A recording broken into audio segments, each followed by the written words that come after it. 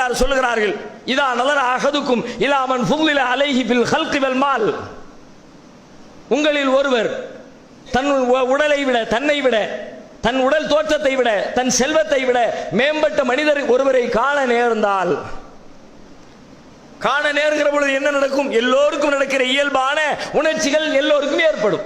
எவ்வளவு கொடுத்துருக்கான் பாரு, எல்லாம் அள்ளி அள்ளி கொடுத்துருக்கான், எனக்கெல்லாம் கொடுத்தா சொல்லுவார், சோத்துக்கு ஆட்டி அடிச்சுக்கிட்டு இருக்கும்போது சொல்லுவார், உனக்கு கொடுத்துருக்கான் பாரு எச்சுக்கையில காக்க அவரோட கஞ்சப்பைய, அல்ல எனக்கெல்லாம் கொடுத்தாம்னு வச்சுக்கீங்க,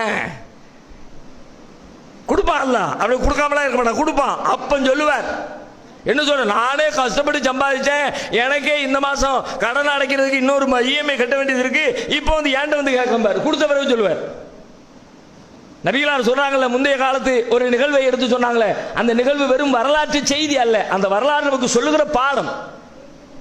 ஒரு வழக்கத்தில் ஒருத்தர் இருந்தாரு, ஒரு குருடர் ஒருத்தர் இருந்தாரு, என்ன வேணும் மணக்குகளை அனுப்பி எல்லாம் கேட்டான், எனக்கு முடி முளைச்சா போதுன்னாரு, முடியை முளைக்க வச்ச அல்லாஹ் அவருக்கு செல்வத்தை கொடுத்து பரக்கத்தை கொடுத்தான். ஒருத்தர் கண் பார்வை கிடைச்சா போதுன்னாரு, பார்வையை கொடுத்து செல்வத்தை கொடுத்து அல்லாஹ் பரக்கத்தை கொடுத்தான்.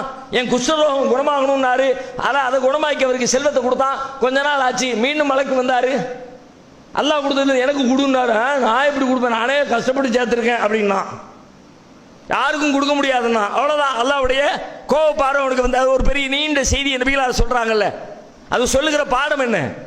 அது வெறும் வரலாற்று செய்தி அல்ல.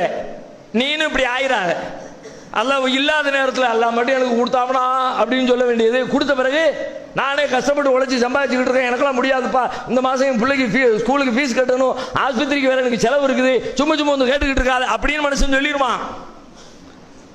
இந்த மாதிரி பெரிய மனிதர்களை பார்க்கிற பொழுது, செல்வத்திலே உயர்ந்தவர்களை பார்க்கிற பொழுது மனதிற்குள்ளே ஏதோ ஒரு தேட்டம், ஒரு ஏக்கம் வருகிறது. இது மாதிரி ஆனா நல்லா இருக்குமே அப்படின்னு தோணுது, நமக்கு இப்படி இல்லையே அப்படிங்கிற கவலை வருகிறது. அப்படியானால் அந்த கவலையிலிருந்து மீண்டால் தான் நீ நேர்மையாக ஒழுக்கமாக இருக்க முடியும். இல்லைன்னா அந்த கவலை என்ன பண்ணும், அதுக்கு என்னமாவது பண்ணணுமே, எப்படியாவது சம்பாதிக்கணுமே, அந்த ஆளு எப்படி சம்பாதிச்சான்னு யோசிப்போம். அவனும் குறுக்கு வழியில தான் போயிருப்பான் போல இருக்கு, அரசியல்வாதி லிங்க்லாம் அவனுக்கு இருக்குது, அதையெல்லாம் வச்சு இந்த டெண்டரை வாங்கி அந்த ஏமாத்து பண்ணி இந்த லஞ்சம் பண்ணி அந்த ஆளு சம்பாதிச்சிருக்கான், நம்மளும் அந்த ரூட்ல போவோம் அப்படி தோணும். நபிகளார் சொல்லுகிறார்கள், அந்த மாதிரியான நேரத்தில் ஃபல்யன்துர் இலா மன் அஸ்ஃபல மின்ஹு, உன்னை விட பொருளில் உடல் தோற்றத்தில் மேம்பட்டவரை காண நேர்ந்தால் உன்னை விட பொருளில் தோற்றத்தில் கீழ்நிலையில் இருப்பவரை நீ கண்டுகொள். அந்த நேரத்தில் அதை பார். வெறும் தியரியாக பார்த்தால் வார்த்தையாக வார்த்தை அவ்வளவுதான், ஒண்ணும் இல்லை. ஆனால் நாம் சந்திக்கிற நேரத்தில் இப்படி ஒரு சிந்தனை வருகிற நேரத்தில் அந்த இடத்துல இந்த யுக்தியை, இந்த பிராக்டிக்கல் நீங்க நடைமுறைப்படுத்தினால், நபிகளார் சொன்ன இந்த தியரியை நடைமுறைப்படுத்தினால் ஓகே, மனசுக்கு சரியான வழிகாட்டுதல், ஒரு டென்ஷன் இல்லை, ஒரு கோளாறு இல்லை, வாழ்க்கை பீஸ்ஃபுல்லா போய்கிட்டே இருக்கும், சந்தோஷமா வாழ்க்கையை வாழ முடியும். பல பேர் இயல்பாக மகிழ்ச்சியாக வாழ வேண்டிய தம் வாழ்க்கையை அவர்களுடைய மன சிக்கலின் காரணமாகவே அதை நெருக்கடிக்கு உள்ளாக்கி, என்னமோ டென்ஷன், பரபரப்பு, எப்ப பார்த்தாலும் ஒன்னு மாதிரி 1000 பிசினஸ் பண்ண ஒருத்தன் ஃப்ரீயா ஹாப்பியா இருக்கான், வெறும் 1.5 லட்சம் ரூபா, 2 லட்சம் ரூபா, 5 லட்சம் ரூபா, 10 லட்சம் ரூபா டேர்ன் ஓவர் பண்ணிக்கிட்டு இவன் பண்ணுற அலும்பு இருக்குதா, எப்பா காலையில இருந்து சாயங்காலம் வரைக்கும் தலையை தூக்கி என்னமோ மொத்த பில்டிங் இவனையே தலையில தூக்கி வச்சு சுமக்கிற மாதிரி. ஏன் அப்படி சுமக்கிற? அதுக்கான வழி என்ன?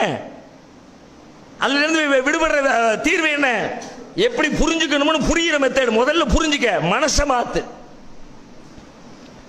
அப்படியானால் நம்முடைய மனம் எப்படி செயல்படுகிறது, முதலில் அதுக்கான மேப்பு தெரியணும். மனம்னா என்ன, அது எப்படி செயல்படுது, அதை நமக்கு பயனுள்ளதாக மாற்றுவதற்கான வழி என்ன, இதற்கு அல்லாஹ்வும் அவன் தூதரும் சொல்லுகிற வழிகாட்டுதல் என்ன,